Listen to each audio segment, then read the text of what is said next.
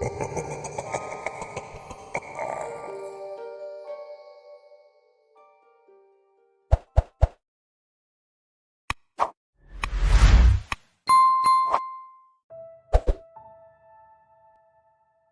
something freeing about being in a small plane. A part of a group of friends had just gotten their private pilot licenses a month before. We had bonded over traveling in Europe and enjoyed traveling on weekends at our home institution in California after that. On this day, we were traveling back to our school after a weekend-long retreat, our first weekend alone all year. We rented 2 airplanes from the John Wayne Airport in Santa Ana and split the load between them for the outbound flight.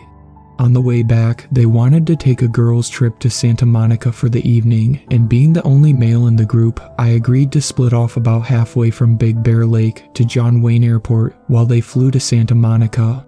We had been flying for about 10 minutes when we were just chatting it up on 122.85, the US designated frequency for formation communications. "You think you'll get home okay on your own?" The pilot of the other plane joked. "I've flown a Stinson L5 solo from my home all the way to Oakland. I think I owe shit." I cried in surprise as a loud pop came from the engine. A long snake-like object burst from the cowling, immediately followed by all the metal panels around the engine shedding completely off. "What happened?" asked one of my friends from the other plane. I looked around for a diagnostic, noticing the engine was still running, but there was a countdown on the electronics screen. I figured it out pretty quickly. I blew an alternator belt. I'm not in danger, but I don't know what shape the engine is in, and I have to land. I looked around and noticed the airfield we had just passed. It was peculiar that I hadn't noticed it on the sectionals when planning, but there are a lot of airports in this region of the United States, so I didn't give it much of a second thought. "Should we come and land with you?" Sadie asked. "No, don't worry about me. The Skyhawk is a pretty common plane, and if they can't fix it, you can send the Civil Air Patrol after me. Okay, we have the coordinates. Good luck with the landing, and call us when you get there." "Thanks, I will." I sign off just before the electronics die. I fly a short downwind, and when I turn onto my base, that is, flying perpendicular to the center line prior to the final, or the phase where you turn in to make the landing, the airport seemed bigger than when I first flew past it. Something also looked familiar about its shape. I definitely found this off-putting, and under any other circumstances, I would have abandoned the approach and gone somewhere else. But with how bad of shape the airplane was in, I had no choice but to continue. I landed smoothly. "Beat that, Jennifer," I said aloud. I had to taxi a long way to find an exit, but when I did, I turned off onto taxiway Echo. The next taxiway I intercepted was designated Alpha, and then I turned left on Mike before getting to the main taxiway, Romeo. I got the strangest sense of deja vu looking at the airport environment. When my scanning eyes rested on the main hangar, my blood ran cold. It doesn't happen very often. The only 2 times I can remember such a thing happening was when I saw an Instagram post that upset me, or when a friend responded after I confessed feelings for her. This made both of those feel like playtime. I parked in the area that, despite there being no controller, I knew was the area that the workers would want me to park. That's because, despite the fact that I'd never been here before, the airport was identical to my home airport. I pulled into the parking space and killed the engine, half expecting to see a golf cart drive out of the hangar towards me to ask if I needed services. I waited for a minute as I ran through my post-flight checklist. When everything was done, I stepped out of the plane. It wasn't hot, but it was midday, so it was about as warm as it was going to get. Despite that, the airport felt completely lifeless, like the time my first summer working at the FBO. At my home airport, when a plane suffered a gear collapse on takeoff, and the whole airport was forced to shut down, that same dead feeling in the atmosphere was there. I looked at the hangar again and noticed that the doors were almost completely closed. I must have only seen it from a distance, but it looked long abandoned now that I was looking at it up close. I kept pacing closer to the doors. The trees and hills that were around when I flew in were still there, but looking at the buildings and decaying remnants of airplanes, I recognized all of it. I had only been there that summer, and everything, while quiet, was vibrant and full of life. I reached the hangar, and looking inside, my heart dropped to my feet. I went inside to the ruins of what looked identical to the FBO. I called my third home. Grass grew through the cracked concrete in the floor, and airplanes lay decaying all through the room. I walked up to one that was next to the fuel office. It was surrounded by undergrowth, and its tail number was blocked by the grass. I pushed it aside to take a look. The characters printed in faded blue, and some of them barely visible, read N9678Q. I stumbled backward, trying not to cry or scream or freak out in any way. I felt the loneliness of the situation set in. I tapped the pin on my shirt, a single point pin of an ancient Irish chess piece that I had helped a friend buy when she didn't want the full set. My racing mind instantly stilled at the memory of closeness and value, which came at a time when feeling valued was at a premium. I thought of the people on the other plane, the ones who had restored a sense of purpose to my life after my fear of the end times, combined with the things I was seeing on social media, had twisted and destroyed my faith in God seemingly beyond help. I remembered them and everyone at my school, the memory of being supported in my academic and spiritual battles, and the feeling like everything was going to be okay. Though only a memory, it was enough to steal my resolve and begin looking for a solution. I looked through the hangar. I looked at the rest of the rotting planes and recognized all their tail numbers. This told me that what I was looking at was not real in the sense that this wasn't actually my home airport or some kind of time travel. I looked out the hangar and saw the trees and hills just as they had been when I went inside. I looked outside and saw the plane I had flown in the same condition, not looking any different. I decided to test something but needed a working vehicle to do so. I approached one of the fuel trucks to the right of the doors, looking out. It was rusted and decaying, but the system looked like it might work. This was a jet fuel truck, which I couldn't use for my airplane, but it would get me out to the runway. I went inside, inserted the key into the ignition, and turned it one click. The dashboard lit up, and the truck let out a familiar hissing sound. I knew that it was priming itself. Despite looking as dead as the rest of the place, it still worked. Once the hissing had calmed down, I turned the key again, this time turning the engine. To my surprise, it caught. As the diesel engine was idling away, I got out to remove the chocks from the wheels, which, to my surprise, were there. Instead of putting them up on the fender, I brought them into the cab and put them on the floor of the passenger side. The truck drove like it did when I was working at the FBO. When I got to the runway, my memory was confirmed, and even with the warmth of the memories of the community I hold so dear, I shuddered. The number on the runway was 8 liters. I had no idea what this meant, but I knew one thing: something about this place was horribly wrong. I was not home, I was in some kind of ghost town. For reference, if I were home, the numbers on the runway would have read 13 liters. I drove the truck back to the hangar at full speed, not caring about speed limits or possibly crashing the truck. On my way back, there was a pristine white Robinson R22, which I recognized instantly as my favorite customer from the FBO. Aside from my plane, it was the only other airworthy aircraft I saw. There was no one with it, and when I went inside the hangar, there was no one there or in the office. Something was off about it, though. It was clean, well kept, and looked new. Not brand new, but functional. I thought about calling out, but knowing how that usually ends in horror movies, I elected not to. The lights switched on when I entered, which, on instinct, I took as a cue to book it the hell out of there. Upon getting back to the FBO, where I had parked, I put the chocks back in place as per the rules, and listened to the sound of the silence. I walked over to my plane and tried the battery. To no surprise of mine, the master switch did nothing. For the first time, I inspected the front end of the airplane. It was clear that when the belt blew out, it did some damage. The engine appeared unaffected, but the alternator was never going to work without a physical connection to the engine. I held my hand over the engine block. Without the cover, it was no surprise that it had cooled down quicker than normal. Back inside the hangar, I went to the backside, about halfway to the opposite corner of the entrance. There was our maintenance office. Inside the office was a man. Seeing him startled me at first. He was large and had white hair. He was wearing cargo shorts and a black t-shirt. My breath began to rattle as I recognized him. Beginning to see the parallels, I backed away and pulled out my phone. Didn't expect to see you back so soon. Both the suddenness and familiarity of my voice caused me to freeze in place. I slowly began to turn around, and my heart stopped when I saw who was behind me. I immediately recognized her as one of my co-workers. She looked so normal in comparison to everything else around her. Not unblemished, per se, but just uncannily normal, as if I really were back home. What the hell is this place? I asked with a trembling calming voice. "You don't recognize it here?" asked the entity. "I do, it's just that this isn't home." "Sure it is. I'm here, Jeff's here, as is Landon." "No, it's not that."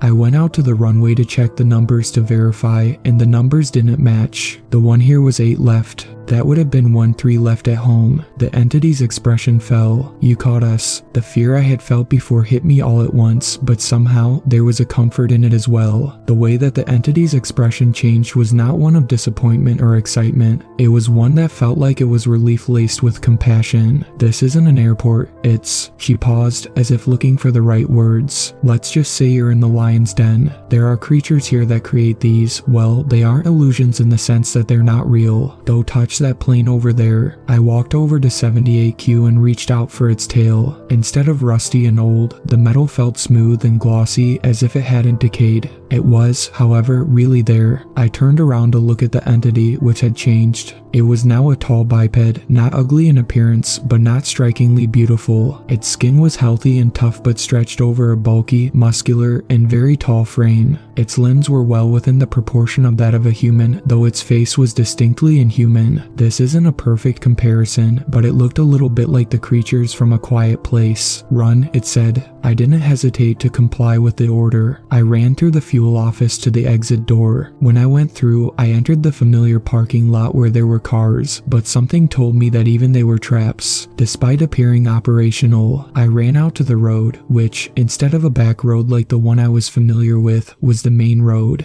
I turned right and ran, thinking that this would be the way back to civilization. I saw what looked like a town down the road after running for about 100 feet. I instantly stopped and turned around, figuring that the town would have been something worse than the airport. I ran for a while until I felt like I was going to pass out. I sat down with only the forest anywhere to be seen. I pulled out my phone, which had plenty of battery but no service. I pulled up the voice memo app and began to record. "I don't know who's going to find this, but I want my friends and family to hear it. Ask about, they'll tell you who they are. I made an emergency landing at an unknown airport following the failure of an alternator belt, and I'm stranded in the forest. The road disappeared, and I'm on an obscure trail. I'm tired, dehydrated, and hungry, so I don't have a lot of hope of getting out of here. The airport was nice enough. Something's out to get me, but one of its minions let me go. I've been running for about half an hour. I'm not athletic, so this short distance has already killed me. There's no sign of civilization around me anywhere." I looked around and saw what looked like the entrance to a tunnel. It was covered with a corrugated metal door and right next to what looked like a lounge. There was no sign, but I didn't need one to recognize the building. "Oh, you got to be fucking kidding me," I said before terminating the voice memo. I turned to run in the opposite direction, but when I did so, I immediately felt a splash in my feet.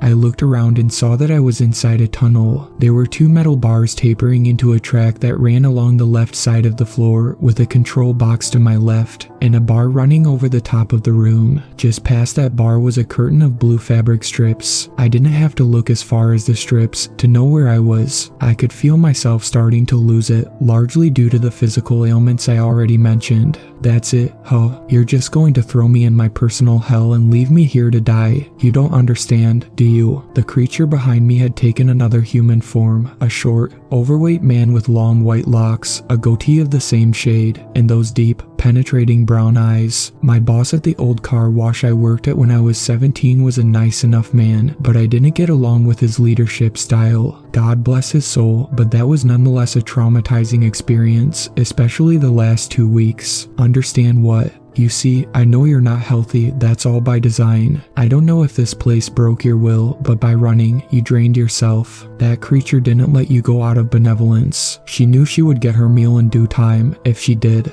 "Yeah, and who are you, and what do you want?" "We're a species of ancient elders, and quite simply, we're looking for food. We don't have to hunt often, but the explorers of your generation are easy to come by. They have been quiet lately, so we had to find a way to make this area more appealing to someone. Isn't it lucky you needed a place to land, right as you passed our den? Why are you telling me all this? Isn't this how the hero usually finds time to escape and defeat the bad guy?" Upon asking this, the entity's eyes blackened into soulless pits. "There's no way out. You've been trapped here since you entered the downwind. My heart dropped and I immediately went to the side of the tunnel and ran. I felt every bit of my body's fatigue and had to stop when I got to the end of the tunnel, which wasn't very long. Instead of the forest out the front of the tunnel, it was the familiar city that I had been living in since the spring of 2019. Instead of the bustling city street, it was dead quiet. I walked down the street looking for any sign of life. I had started going to the right but eventually turned around.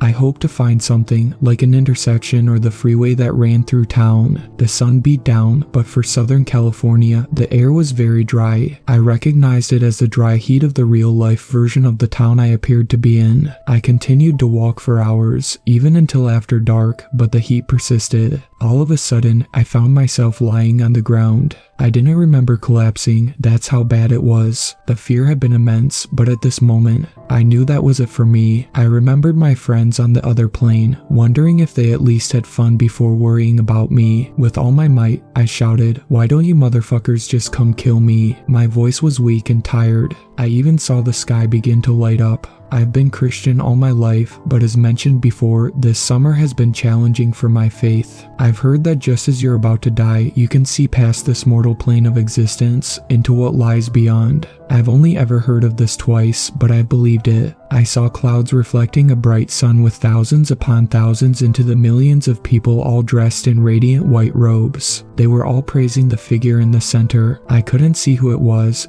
only light. The figure only said 5 words, "It's not your time yet." I then felt my eyelids get heavy and then I passed out. I didn't know what God's words meant, but for about 5 minutes, I was suspended in my head. It felt like my consciousness had just disconnected from my brain and was just existing nowhere, not on earth, not in hell, not in heaven. I felt a splitting headache as the light hit me like a ton of bricks. I dragged my heavy eyes open and saw that I was in a hospital. My mouth was dry and I ran my hands over my skin and it felt tough and almost scaly. I was alone in the room, but I noticed that the table next to the gurney I was on had an envelope on it. I opened it and found that it had been written by the firm we rented our airplanes from. It read, "We found the plane, but not the belt. With the shape it was in, you made the right choice by landing. Don't worry about the cost. We've got it covered, just get some rest." I chuckled a little bit. At least I knew the plane was safe. I buzzed for the nurse. When one entered the room, all she gave me was a sly smile, as if she knew what I wanted.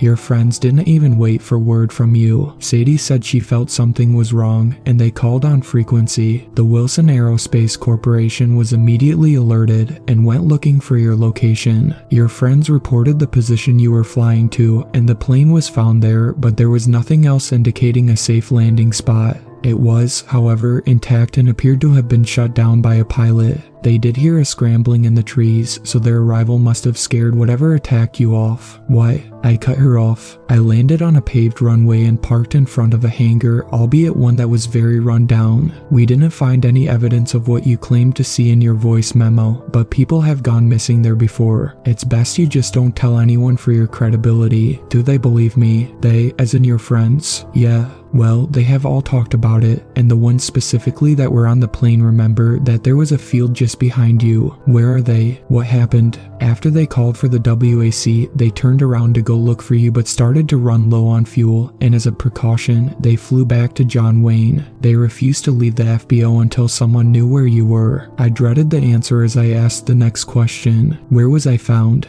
Only 1, maybe 200 yards away from the plane. You seem to be suffering symptoms of heat stroke, which should be impossible given it was only 60 degrees outside at the time you were found. I'm not in Orange County, am I? No, the unit that grabbed you was from Palm Springs. That's where you are. Once you're healthy, they'll get you to an air unit and transfer you over to Kaiser Permanente in Irvine for discharge. Isn't that a little expensive? The WAC has paid the expenses in full. You're not backing out of this, and so that's where I write this. I'm being transferred back home after surviving what was definitely the hardest afternoon of my life. Not really a lot of inner reflection included, but when you're processing all that information that fast, it's really a different animal to try and make sense of it all while trying to write it down. Not to mention that the whole thing is kind of a blur. Honestly, don't know how I remember in so much detail. I just want to warn you that if you ever go hiking at Big Bear Lake, just be careful where you go. They might not hunt you down, but if you get too close, you may end up entering their territory. They like to play with their food, so it's an awful way to go. Please don't go testing the area. These freaks of nature know what they're doing, and you're no match for them.